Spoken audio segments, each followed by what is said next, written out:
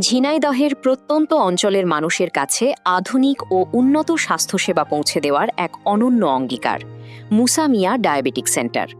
বিশেষ করে হরিণাকুণ্ড উপজেলার মানুষের দোরগোড়ায় স্বল্প মূল্যে মানসম্মত চিকিৎসা নিশ্চিত করতে এই প্রতিষ্ঠানের পথচলা।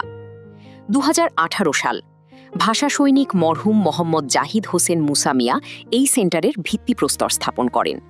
মাত্র ৫ মাসের ব্যবধানে ২৩ নভেম্বর অত্যাধুনিক সাজে সজ্জিত এই সেন্টারের উদ্বোধন করেন দেশবরেণ্য চিকিৎসক ও বাংলাদেশ ডায়াবেটিক সমিতির সভাপতি অধ্যাপক এ.কে. আজাদ খান।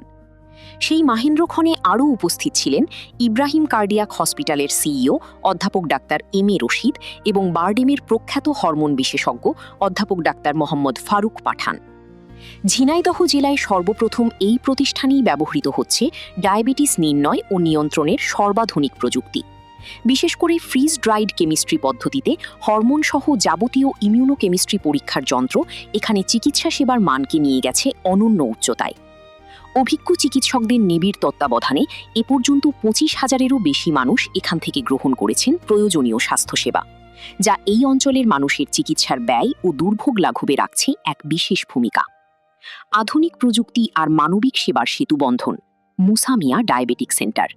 আমরা আছি আপনার সুস্থতার পাশে সবসময়।